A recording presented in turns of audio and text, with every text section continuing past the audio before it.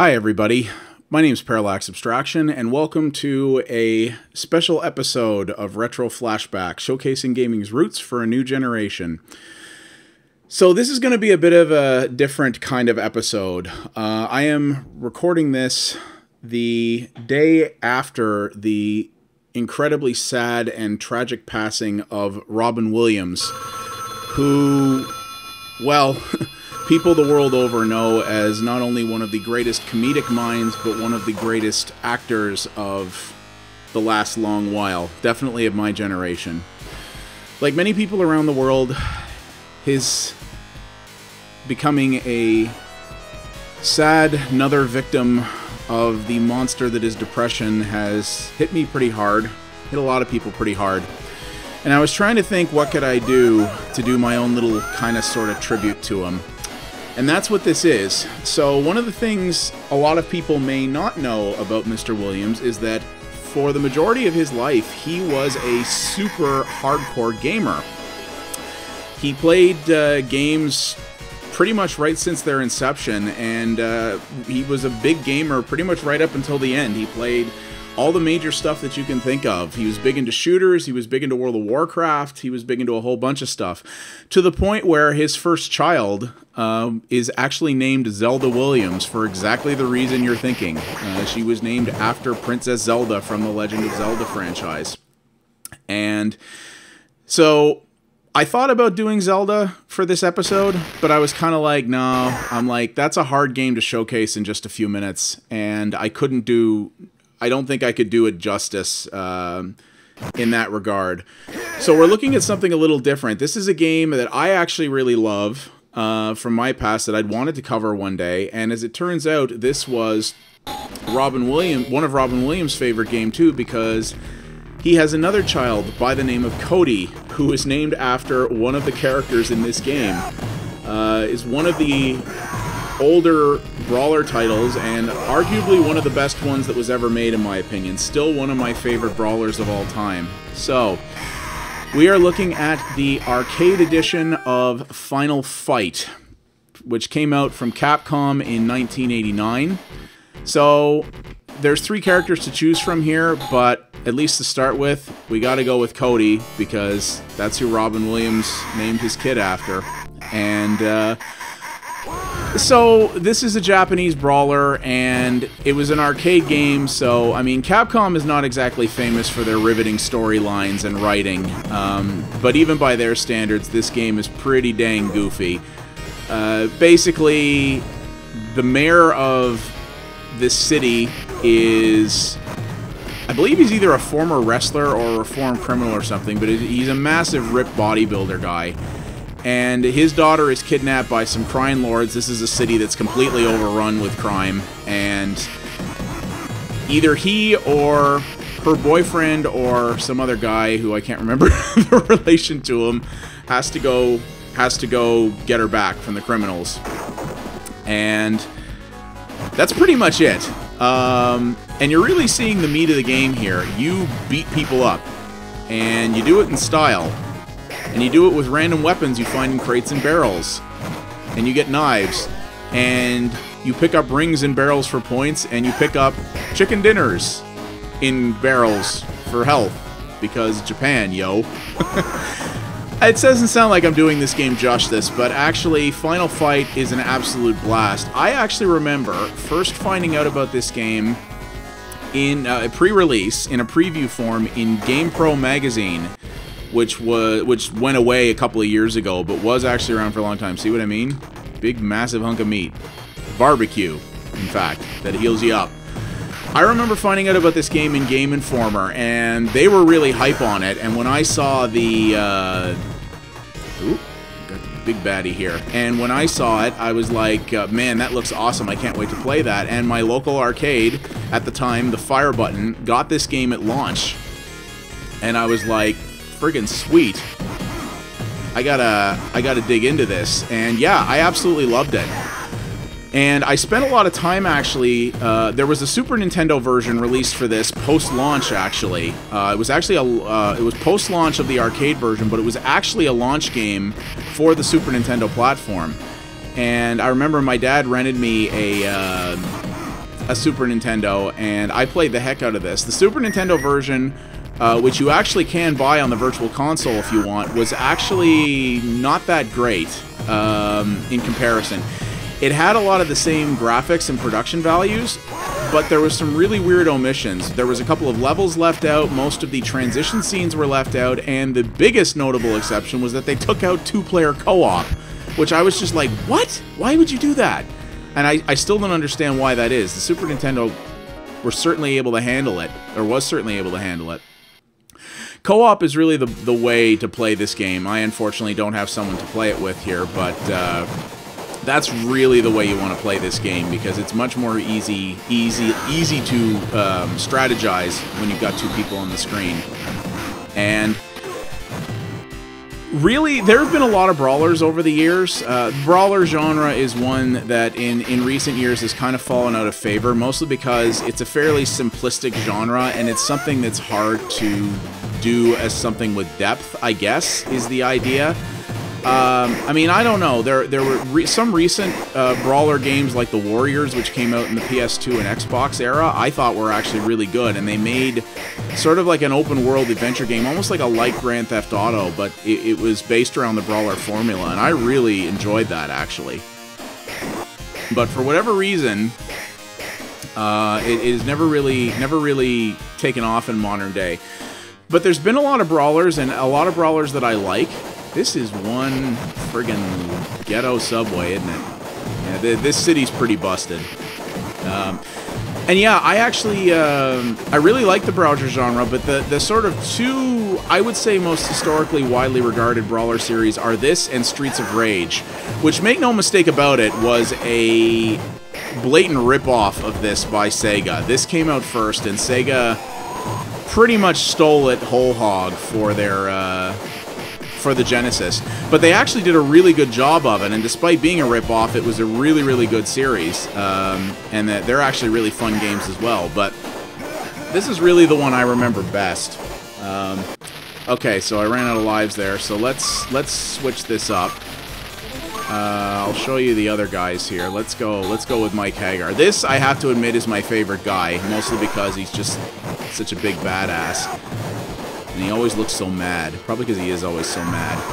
So, the general play concept behind this is pretty simple. As you can see, the interesting thing is you can not only monitor the health of every enemy, but every enemy type has its own name, which I always thought was kind of cool. Yeah, it's weird to be killing 50 guys in the same game named Axel and Bread, but, or Doug. But it's interesting that they all had their own names, so you could sort of distinguish them apart based on their traits and stuff. And you got to see all the enemies' health meters as you took them out, so you could kind of have to, because you really, to play this game effectively, especially at later levels, you really had to be ready to bounce around and bounce back and forth. You had to juggle opponents, because if you give any of them a window, as you can see, you can get screwed pretty fast here. So having the health thing to be able to say, alright, I gotta go after this guy, and then this guy, and this guy, made it really easy to do some sort of different high-level play in this game if you want it. There are also reskins of different enemies. That Andor guy that I've been beating up there, there are different versions of him later that have much more health and more frequent attacks. So there were enemies in this, particularly the boss enemies, obviously, that had a lot of extra health. And the way they would do that is sometimes they would have more than an entire bar's worth of health. So you would actually see the bar, you probably saw this earlier, you would see the bar, so like Andor Jr. here, you can see the bar is actually a different color. And that's because basically once you do enough damage to him, the bar will turn back to yellow, and then at that point, the bar will go yellow, and that's when you start actually taking down the last tier of his health. And there can be multiple tiers of that later on in the game. So, the concept of this is actually pretty simple. So, each of the players, the 3 players you can play, do have their own moves, but they're all really pretty similar in the end. The game only has 2 buttons. There's a punch button and a jump button, or rather an attack button and a jump button. You're not always punching. You see there, if you hit a guy, if you get in close to him, you can do a throw, which has its advantages in that it can take an enemy out of the fight a little bit, but doesn't do as much damage as you would think. Not necessarily as much as getting repeated hits in on him. So you kind of want to be careful with that. And obviously, jumping helps get you out of the way, and if you combine that with an attack, you'll do sort of a jump down kick. Alright, I'm going to switch back to Cody here for the rest of this play, I think. So you can sort of do a jump down thing, and then the big thing was when you needed crowd control, you press both buttons at the same time and you do that. So each of the enemies has their own special move, but really it's sort of a, they're all variations of a spin attack that does relatively light damage, but does it to everyone in your vicinity. So it's a good way to clear out a crowd around you and give yourself a little bit of breathing room. The trick with it is that... Oh, I got a scripted scene here. No, I don't know why this subway tunnel led into an underground boxing ring. Shut up. So the tricky part about this... Oh, Sodom, yes, I hated you. The tricky part about this is that using that special life can actually take a little bit of your health. And so you actually are harming yourself when you use it. So the game is really encouraging you to try to use it a minimal amount whenever possible. And so it's kind of an interesting strategic thing.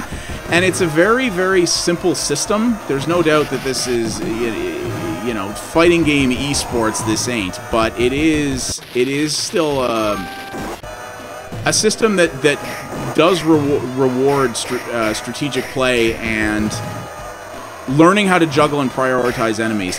This game can absolutely be beaten in one credit if you want. You just have to learn the patterns of the enemies and learn to figure it out. The enemies' spawns are always the same. You'll always get the same enemies in the same places, but they will behave differently, obviously, depending on how you move around, so you want to be careful about this.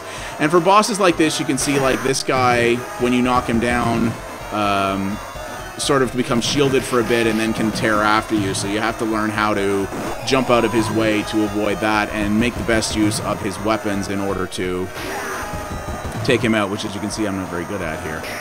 This guy's kind of a cheap bugger. There we go. So, I mean, yeah, this is a game where you're in a crime-ridden city and, you know, subways connect to underground boxing rings because why not? Also, this game was rather famous for this amazing bonus stage. And I'm going to show you why. Not only because, you know, bashing up a car when you're supposedly a big fighter for street justice doesn't make a lot of sense, but this has possibly one of the most iconic ending moments in an arcade game. Let's see if I can get it here.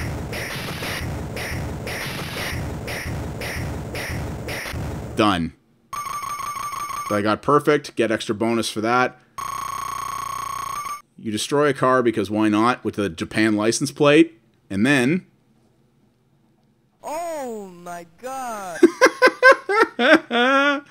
Oh, it still makes me laugh every time. It's some gangster's car, he's like, oh my god! It's just, it's like the best voice sample ever. It's just, oh, I love it. So... yeah, that you've kind of seen the meat of it here. There's a number of more stages to this. As you can see, the game is drawing a lot more enemies on screen now. This was another limitation of the home console version of this, is that the Super Nintendo did not have the horsepower. The game looked and sounded very similar to this, but the Super Nintendo did not have the horsepower to draw the same number of enemies on screen. So the encounters were often far less crowded, which is a bit of a bummer too. The Super NES version, I mean, if that's all you can get your hands on, it's still a pretty good version of the game. It's just lacking. This game is definitely more fun in co-op, and it's just lacking some of the real production value touches that this original arcade version had. This is really the way to play this game, whereas things like Streets of Rage, which we talked about being kind of a rip-off of this series, Streets of Rage actually didn't have any arcade version. Streets of Rage was introduced on the Genesis. Oh, I hate the knife guys. They were introduced on the Genesis, and that's where they stayed. Whereas this actually got... there were two more Final Fight games that came out. I believe they both came out in the arcade, as well as on the... Super Nintendo. I may be wrong about that, but I'm pretty sure they were I'm pretty sure they got arcade versions as well. And yeah, I mean, this game is not going to win any awards for depth. You know, an epic RPG, this is most certainly not, but it's good, dumb fun. And that's really what it... And to be honest with you, that's really what brawlers are, and that's really why I love brawlers, is they don't have any pretensions of being big and serious. In fact, brawlers, much like a lot of fighting games, on the fictional side, really bask in how patently absurd and ridiculous they are. They never were like, oh, well, we need to make this really serious and gritty and have a, you know, tell a real serious story and really make people feel for these characters. It's like, no, you're gonna beat people up because you're in a crime-ridden city where weird, like, sumo wrestler guys have kidnapped the mayor's daughter. Because, sure, why not?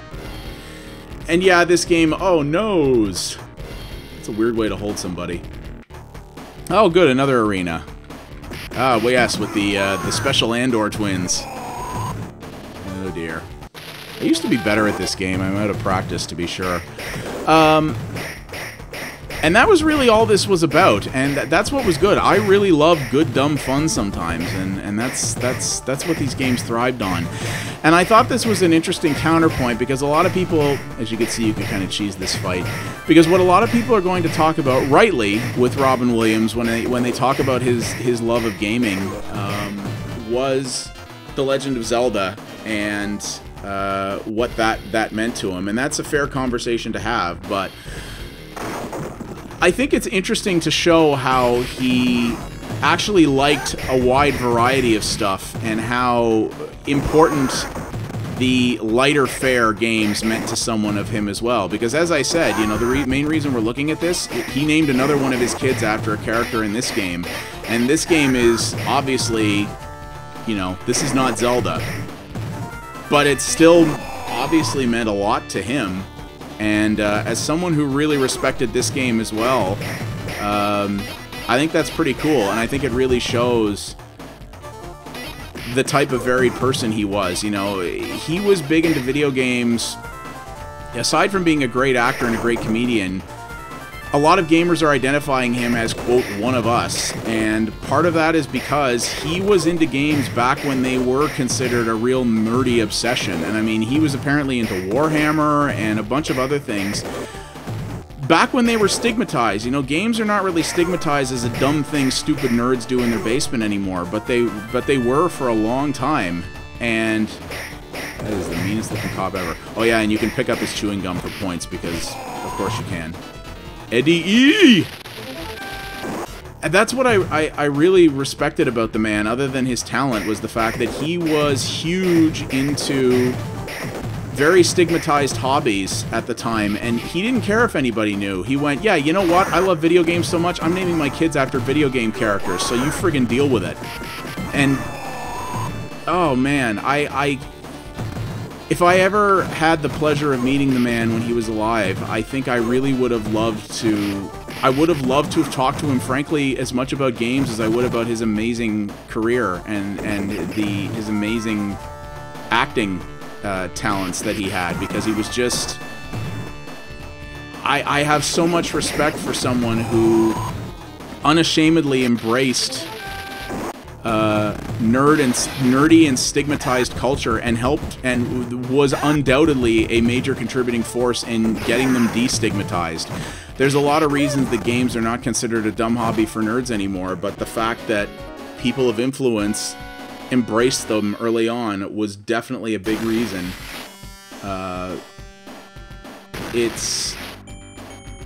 It was definitely It was definitely a major factor, and I think it's just so amazing that the man was an Oscar-winning comedic and dramatic genius, and he was also a giant nerd at heart. And that just... Even as I've spent the last day in mourning with the rest of the world and feeling extremely sad that we'll never get any more amazing things from such an incredible man, it still makes me smile to think that there is a kid out there named after the guy I am playing in this dumb fighting game, and from what I've seen, very talented and smart young woman named after Princess Zelda. Like, I'm sorry, but how freaking cool is that? I think that's just so amazing. And I mean, I'm glad I got a chance to cover this game. This is not the way I originally intended to cover this game, obviously, but I think it's probably the best way I could have. It's good, dumb fun that I still appreciate to this day, and that was appreciated by someone else that has really meant a lot to me in my life growing up, and who is someone that I really respect and admire. And as someone who will unashamedly say that I battle with depression every day, it is incredibly tragic and shows the immense power it can have that it took someone from us who was so amazing and had within him the power to make so many other people happy. They say that often some of the funniest people in the world are some of the most miserable on the inside, and that is a extremely sad reality. But yeah, I also think it's really amazing that Robin Williams took so much from this hobby that I've loved my whole life, and I'm gonna miss him, and I think a lot of other people around the world are going to miss him just as much as gamers as we are fans of movies and comedy. And yeah, he was a hell of a person, and I wish I could have met him. My dad very, very briefly met him once a number of years ago when he was in San Francisco on a business trip. He was just sitting in a cafe with a client, and Robin Williams actually just walked by on his way to the store to buy a bag of milk. And my dad was talking about what a super genuine, nice guy he was, and never lost sight of that. And yeah, it's pretty amazing. So I was thinking, you know, what can I do on my dumb little YouTube channel to pay homage to him? And I hope wherever you are, Mr. Williams, that you enjoy this, and that you get to play all the games you could ever want wherever you are now. I think it's really cool that that he clearly dug this game as much as I did, if not more so. And it's a good game, and it's a good chance to show off a good game in tribute to a pretty great human being, in my opinion. But you got the idea here. This game is, like I said, it's you want depth, you're not going to find it here, but what you are going to find is a hell of a lot of fun. Thankfully, you can pick this game up right now. It is on the Wii and Wii U Virtual Console. Yes, it is the inferior Super Nintendo version, but as someone who played probably as much, if not more of that than I did of this arcade version, I would say that's still an endorsement that it's pretty good. So if you want to see what one of Robin Williams' favorite games was, I highly suggest you guys check this out. So yeah, that is Final Fight by Capcom, released in 1989 for arcades and later for the Super Nintendo. This is the arcade version, obviously. And yeah, the guy I'm spinning around with right now is the guy that one of Robin Williams' kids was named after. So if he liked it, maybe there's a good chance you will too.